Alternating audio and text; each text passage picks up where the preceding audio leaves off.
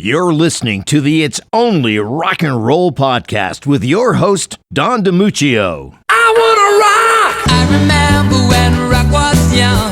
The rock with you. Rock till you drop. And a little bit of rock and roll. Got the rock and roll, yeah. Rock and roll music, man. I'm in love with rock and roll. Rock 2, 3, roll 2, 3.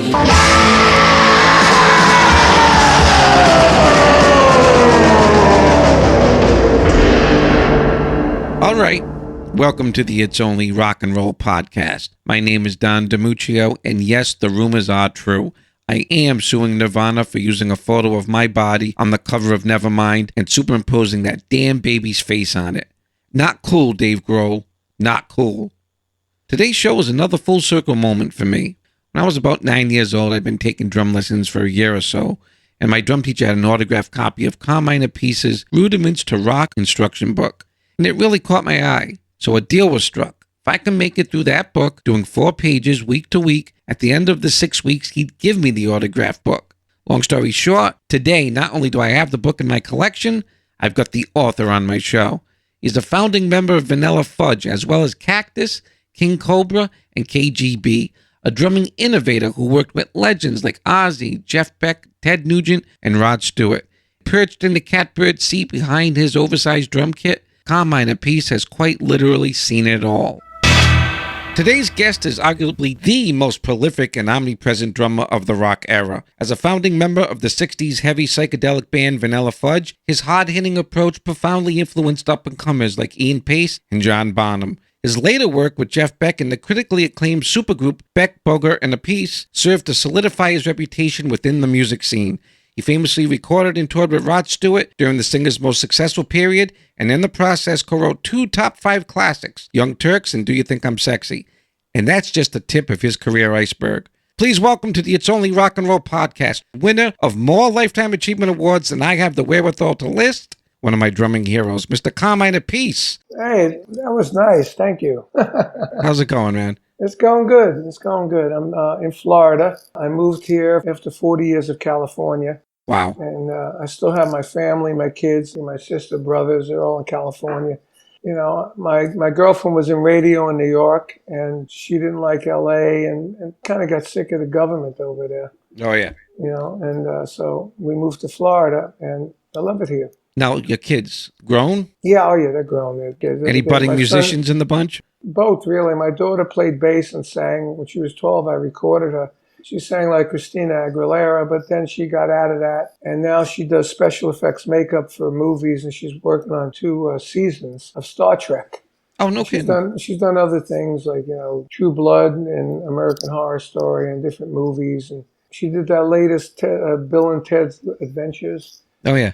She did the latest one of those. That's and my son cool. just is going to turn 30 next week, actually. He's an interventional radiology tech in a hospital in L.A. Wow. He works in the operating room, and he's doing very well. He got himself a Tesla. He's got a little gym in the house he lives in, and he works all the time. He's saving money to buy a house in L.A.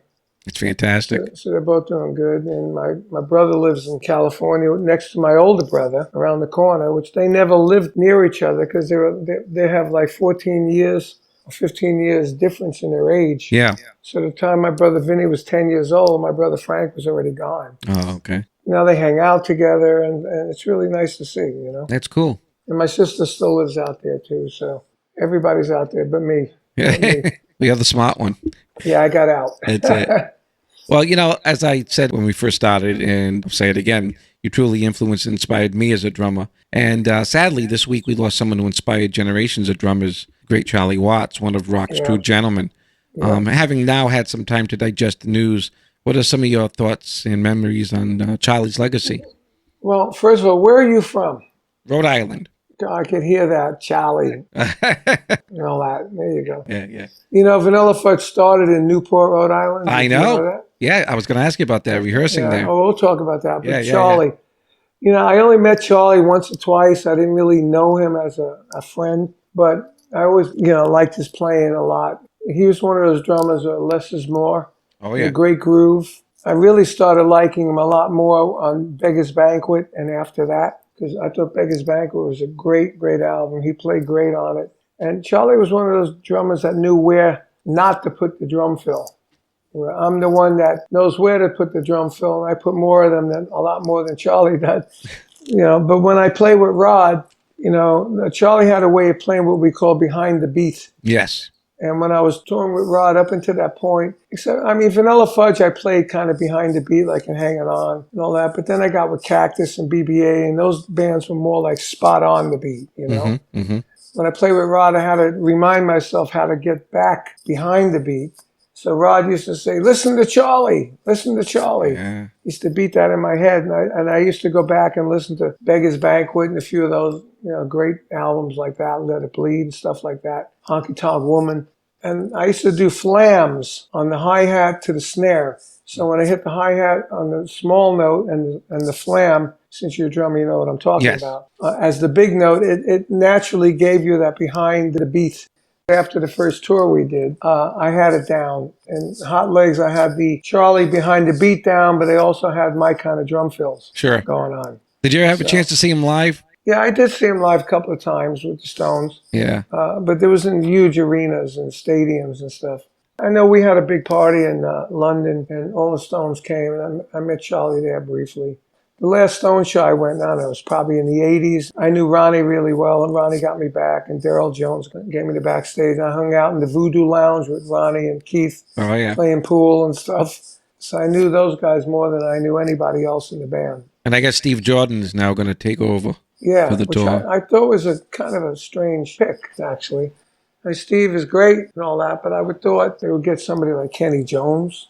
Well, I think it's because he knows them so well. He was in the Expensive Winos with Keith, and maybe. Yeah. I would imagine it's more of a friend thing than looking for someone style-wise. Yeah. I mean, that's how it ended up. When I ended up in Rod, it was a friend thing too. Yep. When I called up about that gig, the tour manager was Pete Buckland, who toured with Rod and the Faces when Cactus. We did 30, 40 shows with them. We wrecked a lot of hotels, abused a lot of women. and I knew him really well, so when I called him, he said, let me tell Rod. Rod said, I'll have Carmine come down and check out the band. Instead of the band checking me out, I went down to check out the band. Right. I loved it. And when I pulled up to Rod's house, which was an amazing mansion in LA in Beverly Hills, I said, man, I want to play with this guy, Sure. And I knew Rod, and I always loved his voice. To me, he was always one of the best frontmen. And when I played with him from 76 to 82, that was the prime of his career. Sure was. I mean, 79, we did 6 nights at the LA Forum, 5 nights at the Garden, 4 nights at Boston Arena, crazy. So it was unbelievable, the crowds we were playing to. Yeah, I learned a lot from Rod. And when I was with him, he was the best singing frontman, bar none. He was better than Jagger, better than Roger Daltrey, better than any frontman that was out at the time. Let me rewind the clock, and I know it's a basic interview question, but I got to ask you about your childhood growing up in the late 50s, early 60s, because any household that could produce 2 world-class drummers like yourself and your younger brother, Vinny, I mean, that must have been a special one. Was it a musical family? No, not really. It was, my mother used to sing a lot to the radio. My father played sax for a second. But we used to go over my cousin Joey's house, who had his drum set. And whenever we went over there, I'd jump on the drums and start banging on them. And then when we would go home, I'd take the pots and pans out. And I was just watching a DVD, a thing on YouTube. It was about drummers, and a lot of them started the same way, pots and pans. Cindy Blackman, pots and pans. And Stuart Copeland, pots and pans. And then we got, toy drum sets, and then we go to my cousin's house again. I played a real drum set, and it kept going. And finally, when I was about 11, maybe about 11, I got a real drum set, a bass drum, a snare drum, and a cymbal from Sam Ash. It was the one Sam Ash store in Brooklyn, First one, it was a top shelf of 4 or 5 shelves up. There was a cheap drum set, $55. Do you remember what it was? Was one of those no-name? There was no label. Okay, yeah. It was a non-label one. It was one cymbal attached on a clamp to a bass drum, a snare drum, and a bass drum. Yeah. But to me, it was like unbelievable. It was a real drum set. So I played that for a while, and then I started doing gigs. I played a few gigs with that drum set, and then I told my parents I need another drum set. They always bought me whatever stuff I needed like that. They bought me around Christmas and my birthday because it's 10 days difference. So I would get 2 gifts as one. We had a guy that lived on the block that worked at Gretsch, so he got me a cheap, I think it was $300. He got me a real bass drum, a tom-tom, a Zildjian cymbal, and a Gretsch snare drum. But it was a real kit. You're styling. I was styling. And Yeah. that's basically, I used the bass drum and the tom-tom on You Keep Me Hanging On. Really? Yeah, I had it that long. Wow. So that was like 63 maybe. Was it a 22? Or Yeah, with a 22. kick? Yeah, 22. Yeah. And then I ended up getting the big bass drums because at the time when the Fudge started, the amplifiers got bigger and bigger and the drum sets were not heard. There was no PA systems, So I thought bigger the better. So I got a big bass drum and that worked. And then when I got Ludwig endorsement, I got everything oversized. And that started the oversized drums that is still going today. Well, I was going to say, it's a fact that you were the blueprint for all future hard rock drummers. As influential as Ringo and Charlie Watts were and are, they weren't heavy-hitting drummers. I think maybe the only guy I can think of maybe was Dino Danelli from the Rascals. He wasn't right, but I took what Dino did to the next level. Right. As far as volume and showmanship and crazies. You know? I knew Dino before he was in the Rascals. He was opening up for Gene Krupa at the Metropole. He had a group called Ronnie Speaks and the L-Rods. And he had a 24-inch bass drum, which was killer. And then he was doing this great beat, that really inspired me. And when he came up the stage, I was talking to him. I can't remember if he wrote it out or if I wrote it out, but he read music, and I went home and I practiced it. And from then on, he was like an inspiration to me. And then when he started coming out with the Rascals, before they made it big, they used to play the clubs in New York, and I used to go see them. And because they didn't have a bass player, the bass drum was very dominant in that band. Sure. And Dino was playing some great stuff, and he looked great, doing great twirls, so I was very inspired by Dino at that point.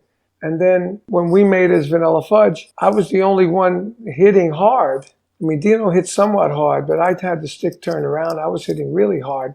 And you look at the other guys from that era, it was Keith Moon. He played a lot of cool stuff, but he didn't hit hard. No. Mitch Mitchell, great player, great drummer. Love Mitch. But he didn't hit hard. And Ginger and Mitch were like jazz drummers. Charlie Watts was a jazz drummer.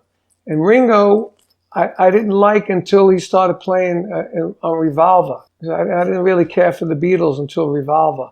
Once they started doing Revolver, I liked a couple of songs like Day Tripper. Right. But, like She Was Just 17 when they first came out. I was into R&B. Right. I was into James Brown, Wilson Pickett. So I didn't really care for the Beatles or the Stones, really. They were just teeny bopper bands, to me. But when the Beatles came out with Revolver, I went, whoa, that is some cool stuff. And we were working at Dorian's in Newport with the Vanilla Fudge called the Pigeons.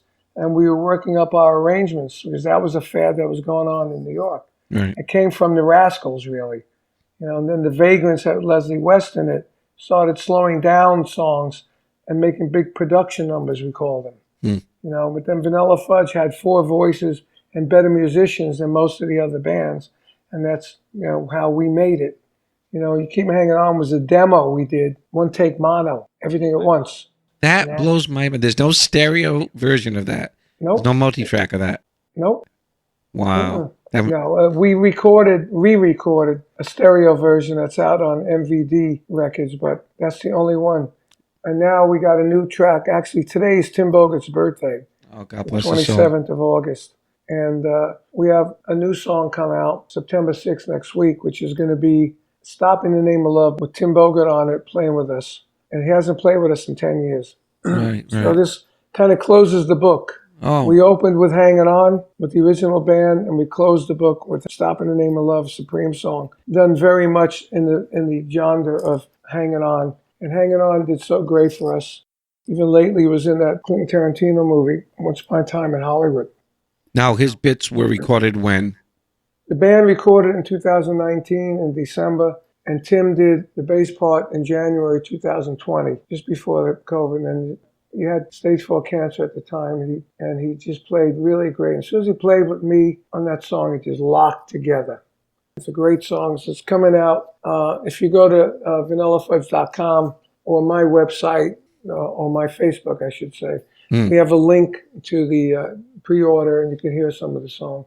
And we have a video coming out which takes in all the stuff we did in the past. We had Sullivan Show, different shows in Europe, big posters, the psychedelic lights from the Fillmore, videos photos of the band, and us playing with Hendrix, us playing with Led Zeppelin, with the Cream, with all these different festivals, all going through the video as a tribute to Tim.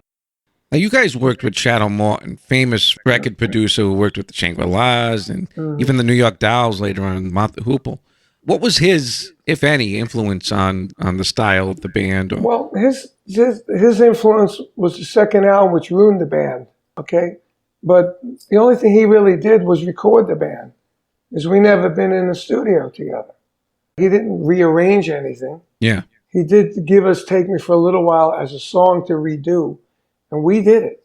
We redid it. We arranged it. So that's pretty much all he did. You said the second album ruined the band. How so? Well, it was The Beat Goes On. There was no music on it. It is strange. It was a concept album that him and Ahmet Ertegun wanted us to do. It's a stupid move. We could have done that like in the fifth album, not the second album. Because at the time when our first album came out, we were as big as Hendrix, the Cream, the Who. We were equal bill with all these guys. Led Zeppelin opened up for us, and that second album ruined it. It ruined the momentum we had.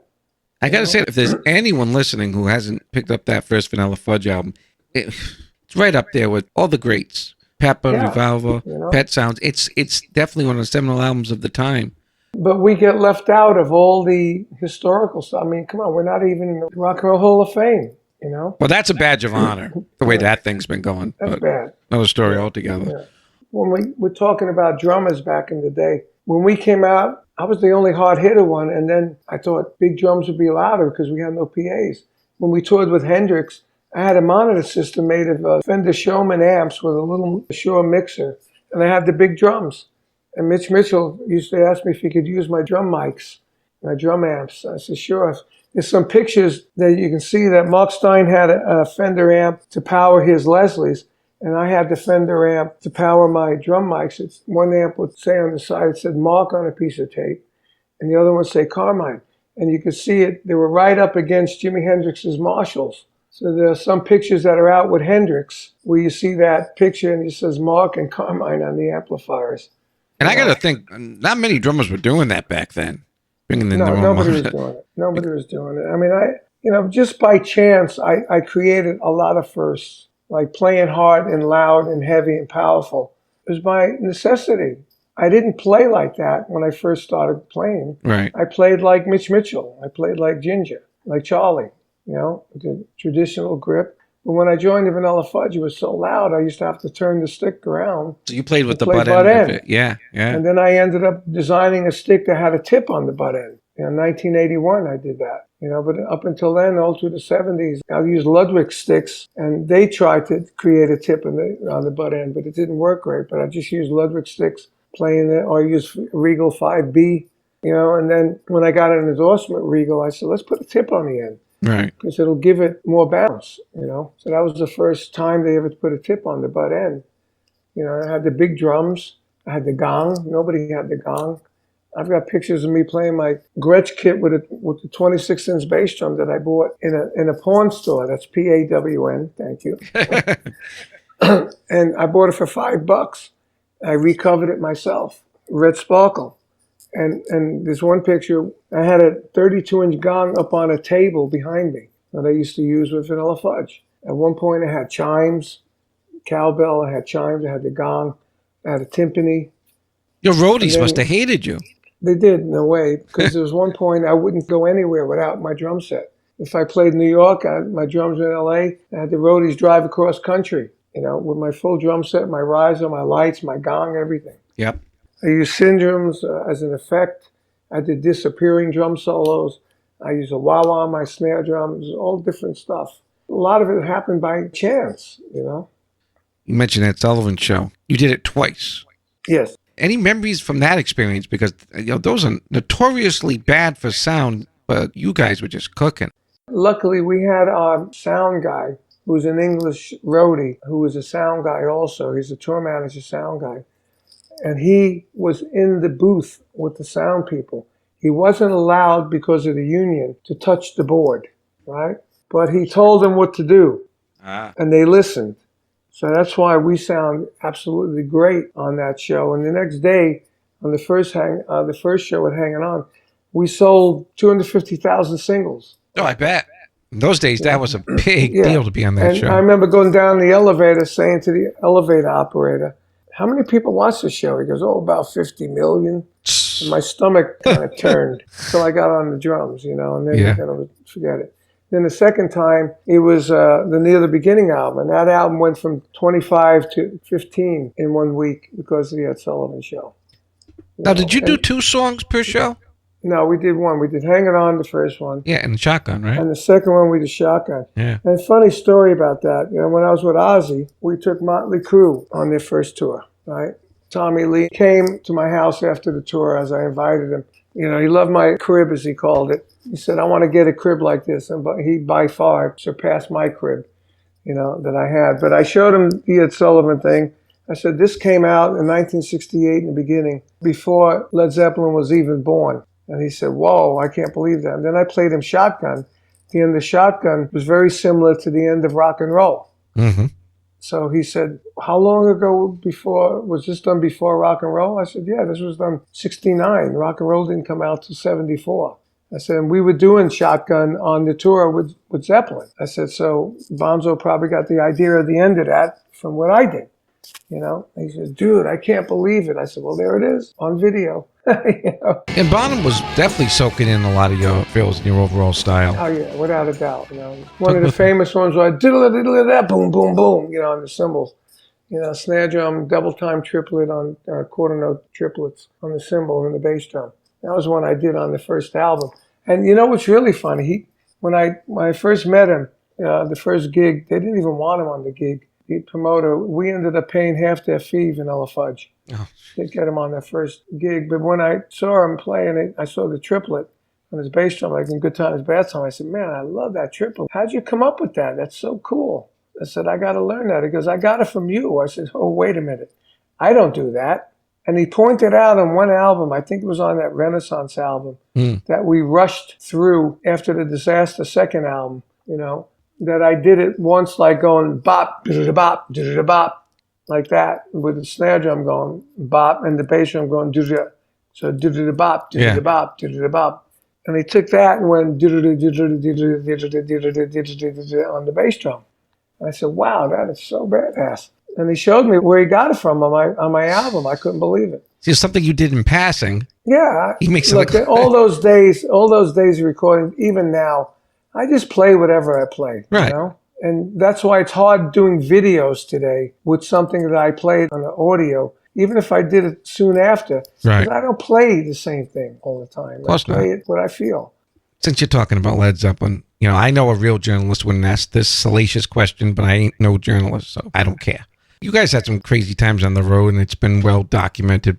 Talk about the famous mudshark incident. Oh, God. Is there validity to that? Or? Yeah, there is. And the right story is in my book, Carmine Appice, Stick It, My Life of Sex, Drums, and Rock and Roll. Anybody wants it, they can go to my website and they can grab it. I autograph it. But, it was my groupie. I found her on the way to the Seattle Pop Festival. We were all staying in Seattle at the Edgewater Inn on the water. You can fish out the window. So on the way to the gig, she was very much into making whatever musician she was with happy. Mm-hmm. On the way there and back. Right. And then, I was done and I don't know where she went. The next day we had a day off and we were all going somewhere else. So we were in, I think, John Paul Jones' room hanging out. Zeppelin had a portable record player. We were listening to Delaney and Bonnie, smoking pot, having a good time. And she knocks on the door, comes in, we let her in. She's smoking pot with us and everything. Next door was John Bonham, 𝗀cie Cole, our engineer, tour manager that the guy I told you about was in the sound booth at the Ed Sullivan Show. He was English. His name was Bruce Wayne, Batman, we used to call him. Yeah. And so he came in, and John Bonham's wife was in there. And, Mark Stein was hanging around in our room or some other room, I don't remember. And so they invited me in. They're catching fish. They put him in the bathtub with water in it, And they had this little mini shark. It was like a mud shark, they called it. That was cool. So then the chick comes in there and they come in and they see the chicken. They go back out, mostly 𝗀cie Cole and Bruce Wayne were the ringleaders of this whole thing. And they started, telling the chick to take her clothes off and by then, everybody was like freaking out. We all ran into the hallway while they were doing these, wild things with her. And then the front desk came up and said, "What's going on here?" And they freaked out.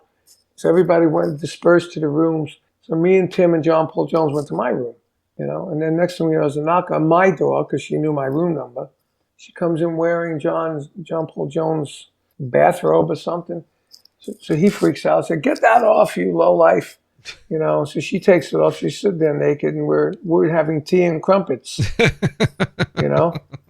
And then the roadies came knocking on my door again. They knew that she was in there. And then they got so crazy, I can't even describe it on this, that I had to leave my room because my bed was destroyed, okay? And I went in and roomed with Tim. He had 2 beds in his room. I moved all my suitcase stuff in there. And then the next day, when we left, I ran into Frank Zappa at the Chicago airport. And we were saying, "How are you doing?" We were friends. We took them on tour, too, at some point. And I told him what went on that night. I said, "It was the craziest thing I've ever seen, And next thing I know, live at the Fillmore, there's a song called Mudshark. Right. And they're talking about it. And Frank, I said, "Oh, leave it to Frank to do this, right?" And it was crazy because I had a girlfriend. She goes, "Were you involved in that?" "No, not me." Oh. And then, I remember when the Groupie movie came out, same thing. Yeah. I went there and she goes, "My first endeavor was one of the guys in Vanilla Fudge," and that was me. And she turned into a right groupie. And then recently I just found that Connie died from Little Rock. Yeah. I didn't know that. And so one of my interviews I did yesterday told me that. Didn't a girl in question actually call you on a radio show or something recently? Yeah, I believe she lives in Canada. We were trying to get her on the show, but I don't think we ever did. I think they talked to her. She's probably like a grandmother, 68 years old. Of course. And that's the problem with these stories that, if somebody hears them with 21 ears, if you know what I mean, everything's, she was assaulted. The story becomes... Well, also, come on. Look what's going on with Bob Dylan. That's it. That's the one I was thinking of. Look what's going on with Ron Jeremy. That one I missed. Yeah, he's in jail for $6 million bail. He don't have the money. Look at the boxer. Come on, the boxer, help me out here. The guy with the scars. Mike Tyson. Mike Tyson. Right. What happened to him when he got busted for that? I said, we used to do that every night on the road. Yeah, this chick liked it when she was doing that stuff. She obviously. Liked it all. But, it's crazy how it ended up on MTV and VH1, the shocking moments of rock and roll. And then it doesn't help when it gets rewritten incorrectly. It was rewritten incorrectly in 𝗀cie 𝗽𝗆𝗆𝗃 book. That's the one I'm thinking of, Hammer of the Gods. Yeah. And actually, when I wrote my book, my co-writer was Ian Giddens, who wrote the new Judas Priest autobiography. And I said to him, "Isn't it a little graphic, maybe? Maybe we should calm it down." He said, "Look, this is what happened. It's the truth. And you know what? Middle-aged women are going to love this." It's true. I said, "Get out of here." So we left it in there. Yeah. Now I'm a little more Christian myself. I'm going to kind of question it. But, look, it is life. And, you turn into a Christian and, you get forgive your sins. You know what I mean? Okay, whenever I sell the book to a woman on the road, I said, "This is X-rated. I just want to warn you." She goes, "Oh, great." Right. There you go.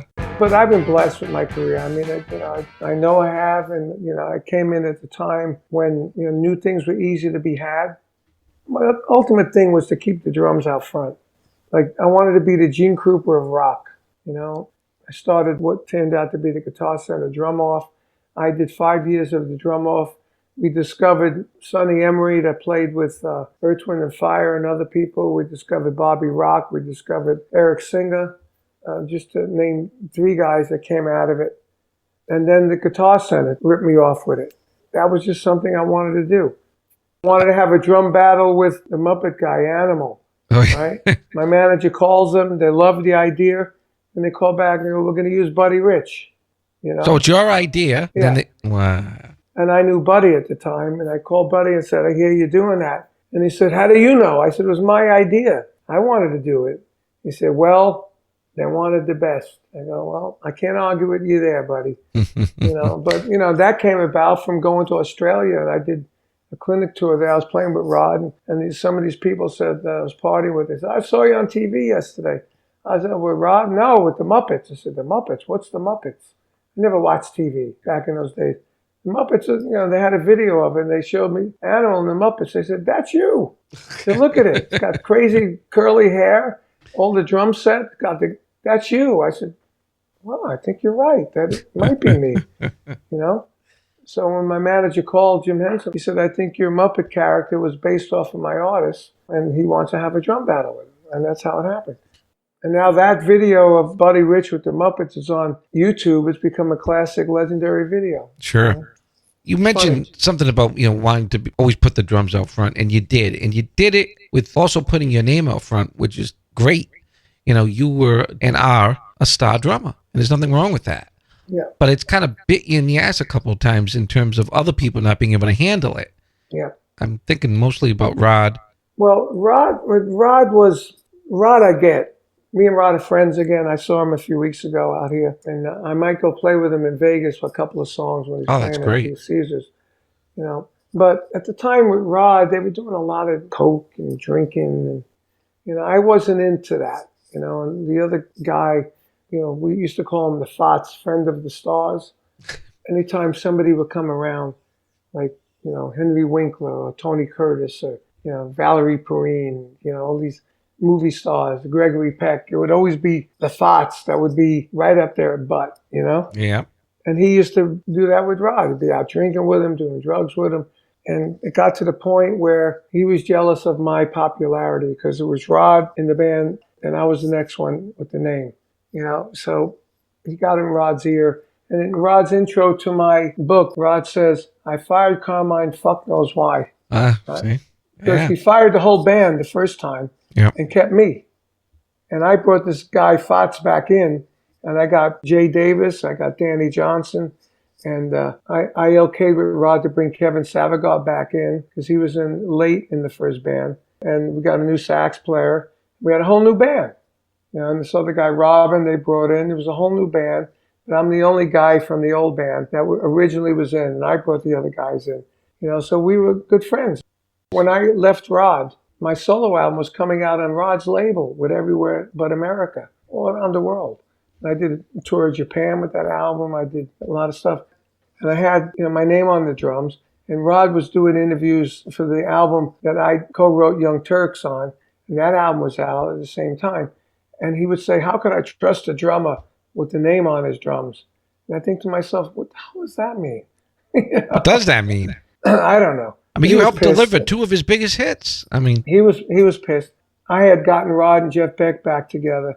And then after we became friends again, me and Jeff were hanging out at my house in L.A. with Dwayne Hastings, a co-writer of Sexy and Young Turks.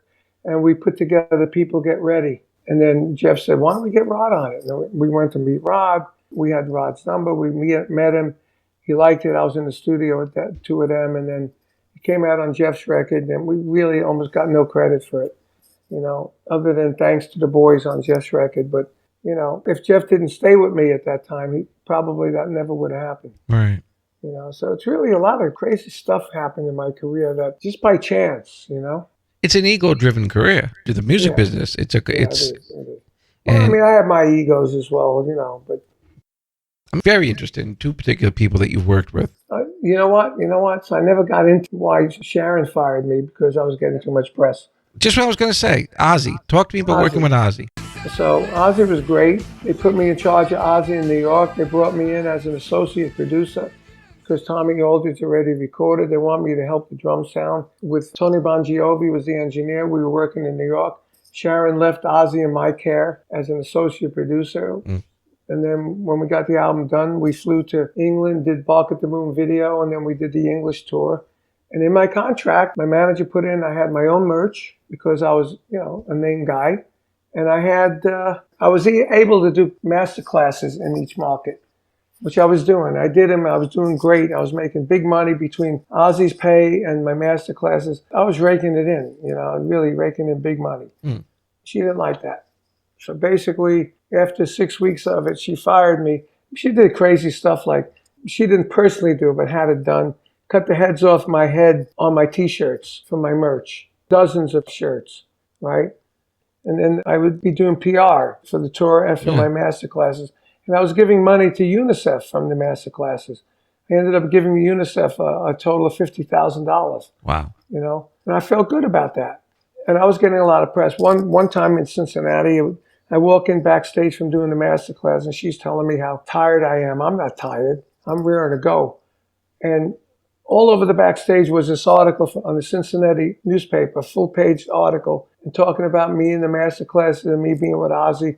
And the biggest effect in the show was my drum solo where the stairs opened and the riser would come down and I'd be, getting closer to the audience. I'd do my solo and I had glowing drumsticks and all this stuff, which is my effect. Yeah.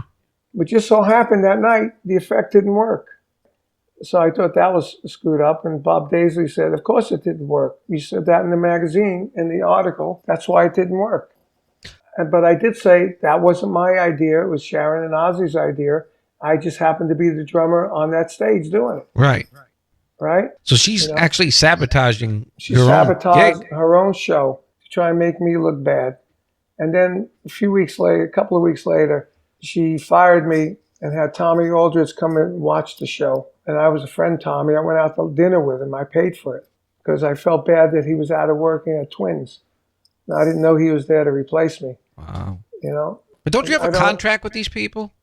I had a contract with him. She's just which included me as an associate producer, where I got a bonus every time I hit a certain amount of sales. And she fired me, and her words to me were, "Your name is too big. You need to start your own band." Makes no sense. So I started 𝗀𝗃𝗃𝗃. Yeah. And that did fairly well. Not as good as I wanted it to do, but it gave me a career boost.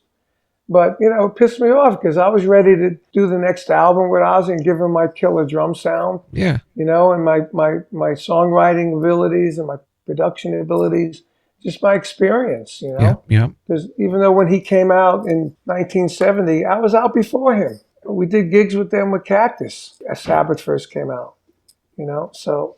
But I don't think it was him at all. It's No. And then later on, when I was doing 𝗀𝗃𝗃𝗃, I made great deals with Capitol Records and a merch deal. I bought myself a motorhome, a truck, a van, and we were painting them at a studio called Mates.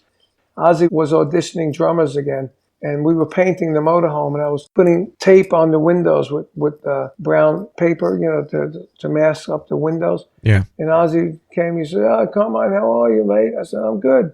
How you doing?" He goes, "Look, I know you're having problems with my missus. Yeah, I'm suing them, Yeah. But I hope we can be friends." I go, "Yeah, Oz, I know it's not you." So he goes, "What are you doing?" I told him what I'm doing. He goes, "You need some help?" I said, "Sure." I put Ozzy on a ladder on the other side of the window, and he's helping me put up the masking tape and the brown paper. And then we went inside, and I said, "Look, I'm going to run through the set with 𝗀𝗃𝗃𝗃 and my stage set and everything. I'd like you to see it because, this is what I did after I played with you." He said, yeah. So he came in and he stayed for the first 4 or 5 songs, and he had to go back in. But he was like one of the first people that saw the stage show before it went out on the road. Wow. So that was kind of weird. I haven't talked to her since 1984. You worked with Sly Stone. Oh. There's got to be a story there. Sly and the Family Stone opened for Vanilla Fudge. Everybody opened for Vanilla Fudge. Matter of fact, when I was a BBA, we were working on getting Sly to produce us. We were friends. I knew the whole band. And me and Tim were in New York, and Sly invited me and Tim to go up on stage and jam with them. "I want to take you high." So we did. He invited us to go to Rhode Island, to Providence, and do it in Providence. So we did that as well. We were at the wedding when he got married at Madison Square Garden. Tim. Yeah. And then we went to San Francisco with Beck and all our equipment and the roadies and everything. And we couldn't get him in the studio. One time we went in the studio. He said, "Carmine, give me a groove. So I gave him a groove. He said, "Jeff, play something." Jeff would play something. "Tim, you play something." And we're playing this groove, and he goes, "Keep playing. I'll be right back." And he walked out of the studio and never came back. That doesn't surprise me in the least. Unbelievable. Yeah. Has he gotten his shit together, or is it still? No, it's still like that. Still rough. 𝗀𝗃𝗃𝗃 called me to do that record. I went in the studio, it was already recorded, and I played to it. I never talked to Sly. I saw him after that. He played B.B. King's. It was a long way down from Madison Square Garden. Oh, yeah. you know. Yep. And it was just him. There was a whole new band. You know, I met the band. I met the manager who was managing it. And I was sitting there, and he did the same thing. He came out, and I think it was I Want to Take You Higher Again. And he walks out, and walks into the audience, got everybody clapping and everything. And he walked up to the bar, walked out the door, and walked out of the building. And the band, you could see the band's playing, not knowing what to do. And my girlfriend, you know, Leslie, Sly's one of her favorite bands. She was so disappointed. Of course, you know? of course. And we stayed for the next show, and he never showed up. Oh, yeah, club owners love when you do that. Oh, man, it's horrible. Unbelievable. Listen, I'd be giving you short shrift if I didn't mention your work as an author. Not only, as you mentioned, the great autobiography, Stick It, My Life of Sex, Drums, and Rock and Roll, but your various instructional books for drummers, which, you know, you were a pioneer in that area as a rock drummer. You just didn't see that in the 70s, in the early 70s. Again, that's what I say. I did things out of, you know, not thinking, oh, this is a first. You know, while I was with Ludwig with Vanilla Fudge, they always told me, let's do clinics. I used to say, talk about egos. I don't want to do clinics. You know, I've been on Ed Sullivan's show. You know, I don't want to do clinics. So when I was with Cactus, I went into the Sam Ash store. Now they had 2 or 3 Sam Ash stores. And I'd go in and I'd look at, you know, just for the hell of it, I went up to the drum book section. And I saw a drum book that said, learn how to play rock drums.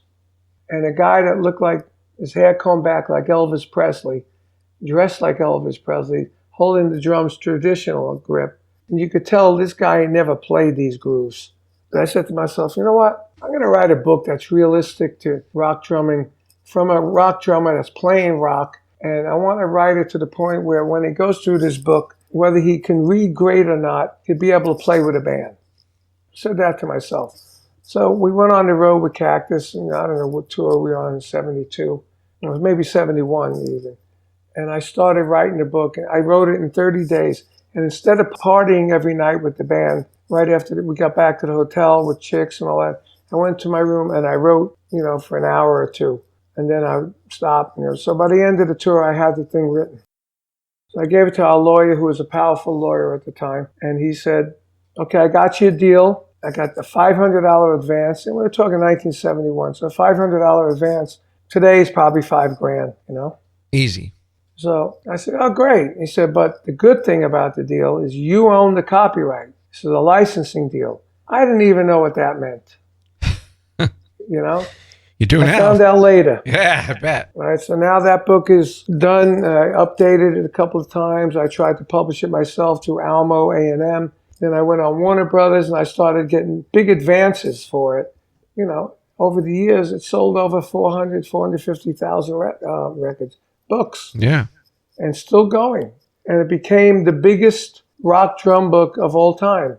And then in 1972, Ludwig said, you got the book now. We'll buy 1,000 books a year, and you do clinics, and we'll sell them to the stores and help you sell the book. I remember after the first year, I was friends with Joe Morello. You know, we started doing symposiums and clinics together. And I said, man, I sold 3,000 books. He goes, oh, my God, that's big. That's huge. I thought it sucked because, you know, I'm selling, you know, 400,000 or 500,000 records. You know, so I thought, there's no comparison now. 3,000 books, what's that? A lot. I remember even on the BBA tour, before like people were doing merchandise. We never did merchandise on the BBA tour. I brought Realistic Rock on the tour and I sold it at the gig. I didn't go out and autograph it or not, but I sold them. Yeah. And eventually, my biggest year was 2005. I sold 12,000 books that year. Wow. And now, at the first, it was, you know, $6.95 or something. Yeah. Now I'm selling them at $24.95. I sold 12,000 of them. That's damn good. Yeah, that's big gross. Now, you talked about re-releasing some of them on, was you say Modern Drummer? Now they're all being re-released, even the ones that they stopped printing. Like I did 1975, I did Double Feet. And we re-released that, but nobody pushed it, you know? Yeah. I did Realistic Hi-Hats, which had these overlays. It was $6.95. There's no way you could make money because you had to print 2 different books really at once. Mm-hmm. You know? I did, in the 80s, I did Realistic Reggae, you know, because the Police became famous. I loved reggae. I played it with Rod, you know, and I wrote a reggae book. And then the guy that's running Modern Drummer magazine, publishing for the books, he ran Warner Brothers. He said, we need to do a kid's book. So let's do a realistic rock. So all my books became realistic rock, realistic hi-hats, realistic double feet, realistic reggae. That was like my brand. And then we did a realistic rock for kids. And that became a pretty good seller. Mentioning kids, you're out there as much as anybody else is. Do you think that the youth of today, there's no way it's as passionate as it was in the 70s and 80s? Definitely not. But there are some kids that are amazing from the natural talent. But as far as kids focusing on taking lessons, it's not as much as it used to be, like we used to be. Sure. It's a shame, huh? It is a shame. I got a kid up the block here that's going to School of Rock. They're giving him lessons. What does School of Rock do? Almost like what realistic rock does. It teaches them to play a song, specific song. This next month or so, we're going to learn to play Who Are You by The Who, so the rest of the band will play it, and the drummer will emulate the 𝗀𝗧𝗃 thing and get the kid to kind of emulate that as best as the kid could do. If the kid don't have the talent, he can't do it with nothing. Right. Where if you teach a kid that has no talent technically how to play, he'll be able to play, even with no talent, because he learned all the rudiments and everything. Yeah. That's the difference. So a lot of these School of Rock kids, that's what they're learning. All the gigs you've done, and God knows there's probably too many to count, can you pinpoint your worst on-stage experience? Yes, easily. There was a group called KGB. It was originally with Mike Bloomfield and Rick Gretsch. When we got the record deal, Rick Gretsch started doing drugs. We got rid of him. And the manager was Elliot Roberts from Lookout Management, who just finished being partners with David Geffen. So it was Geffen Roberts Management, who they managed Crosby, Stills and Nash and Joni Mitchell, and a lot of big acts. And they got this thing together. So when Mike Bloomfield comes out in the LA Times saying, there's no way I would ever play with Carmine Appice or Rick Gretsch. They don't play enough blues for me. This was done by a big management company, put it together. I mean, what an idiot. You don't say that in the LA Times. No. So Elliot fired him. So we got two other people in. So it was me, this guy Benny Schultz, guy Greg Sutton, Ray Kennedy, who was in the original one, and Barry Goldberg, who was a songwriter. Not great on stage, but a great B3 player. Yeah. And we went out on tour with Joe Cocker. And Benny and Greg were not that experienced. Barry was boring. And it really wasn't a great show. And it's had some good songs, but unless you got the songs happening, we were the #1 radio airplay. And we were on tour with Joe Cocker, who every time the guitar solo came, he'd be off to the side of the stage throwing up in a garbage bin. Really? I mean, it was the worst experience of my career. Wow. And it was probably the lull of my career. Well, maybe, I don't know, my gig with Vinnie Vincent when he was in my band. But those gigs were actually better. But the ending result playing to him was pretty low in my career.